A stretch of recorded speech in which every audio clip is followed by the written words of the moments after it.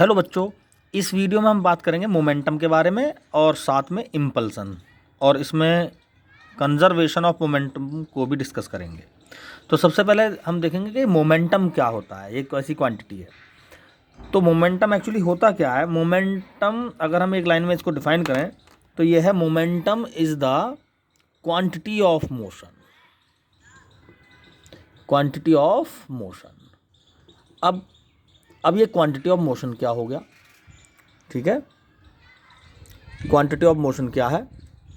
तो quantity of motion जो होती है इसको हम फिजिकली समझ सकते हैं। क्वांटिटी ऑफ मोशन दो व्हीकल्स के कंपेयर से समझ सकते हैं। हमारे पास दो व्हीकल हैं, दोनों सेम वेलोसिटी से चल रहे हैं, दोनों का मास ज़्यादा है, एक उनमें से एक का मास कम है, दूसरे का ज़्यादा है। तो किसका क्वांटिटी ऑफ मोशन ज़्यादा होगा? ऑब्वियसली जिसका मास ज़्यादा है, ठीक है। तो क्वांटिटी ऑफ मोशन किस पर डिपेंड कर रही है? मास पर। दूसरा, दो व्हीकल हमारे पास, दोनों का मास सेम है, एक कम स्पीड से चल रहा है, एक ज़्यादा स्पीड से चल रहा है। तो किसकी क्वांटिटी ऑफ मोशन ज़्यादा होगी? जो ज़्यादा स्पीड से चल रहा है, ठीक है। तो जिसकी स्पीड ज़्यादा होगी उसके क्वांटिटी ऑफ मोशन ज़्यादा होगा। यानी क्वांटिटी ऑफ मोशन यानी मोमेंटम, जिसको पी से डिनोट करेंगे, वो डायरेक्टली किस पर डिपेंड करेगा? मास एंड वेलोसिटी से पर, ठीक है। दोनों पर डायरेक्ट डिपेंड करेगा।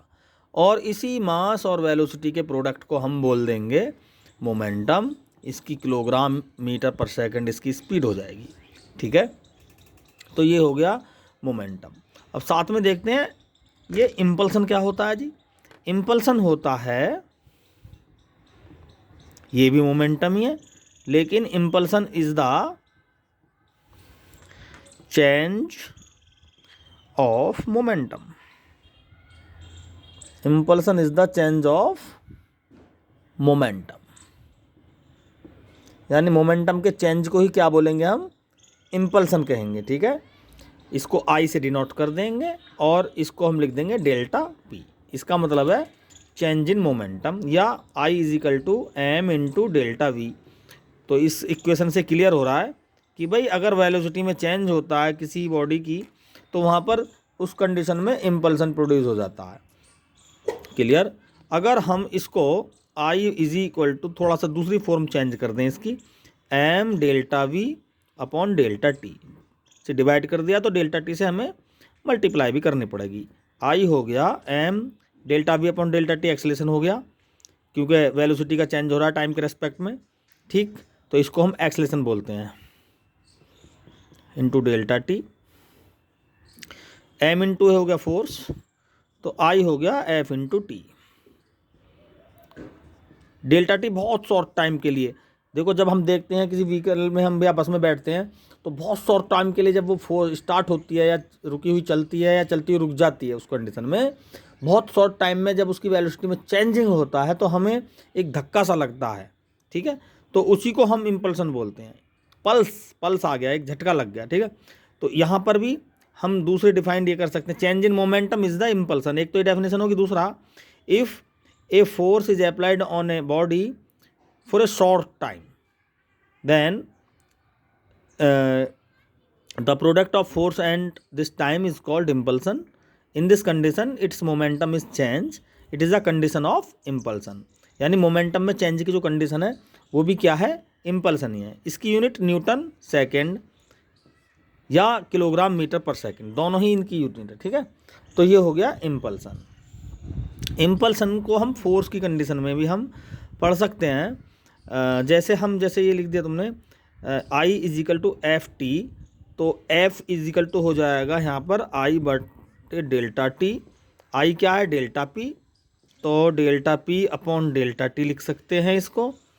Force change in momentum, impulse को हम क्या कह सकते हैं? Change in momentum at per unit time interval, ठीक है।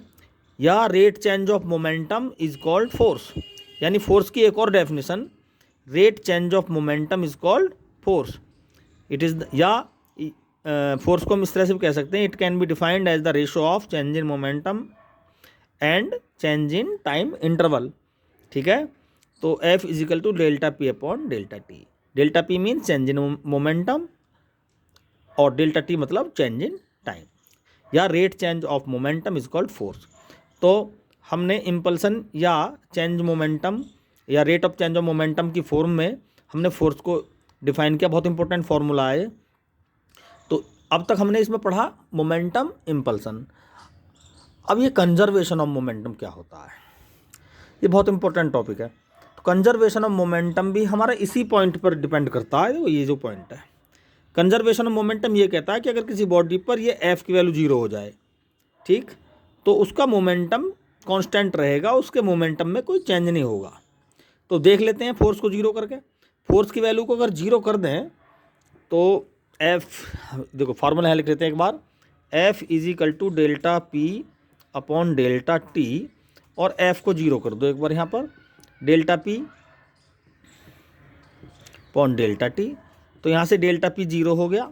डेल्टा पी बराबर 0 का मतलब है कोई मोमेंटम में कोई भी चेंज नहीं है, हर टाइम पर बॉडी का मोमेंटम सेम ही रहेगा। P1 माइनस P2 ऐसे लिख सकते हैं, डेल्टा पी को बराबर 0, और ये हो गया P1 बराबर P2, या M1 V1 is equal to M2 V2 भी हम लिख सकते हैं इसको एज ए फॉर्मूला। तो ये है conservation of momentum. It means if no force is applied on a body then its momentum remain constant. It is called the conservation of momentum. Conservation of momentum के कुछ examples हैं जो conservation of momentum को explain करते हैं। इसे हम इसी वीडियो के नेक्स्ट सेक्शन में एक्सप्लेन करेंगे। तो बच्चों पिछले सेक्शन में हमने मोमेंटम, इम्पल्सन इसे बताया और साथ में कंजर्वेशन ऑफ मोमेंटम क्या होता है इसको डिफाइन किया। अब हम कंजर्वेशन ऑफ मोमेंटम से रिलेटेड कुछ एग्जांपल्स, जैसे कोई हमारे पास दो बॉडी हैं, इनके मास m1 m2 और वेलोसिटी है इनकी u1 और u2, डायरेक्शन ये शो हो रही है इसमें, और ये यहाँ पर एक दूसरे से कंबाइंड हो गई हैं।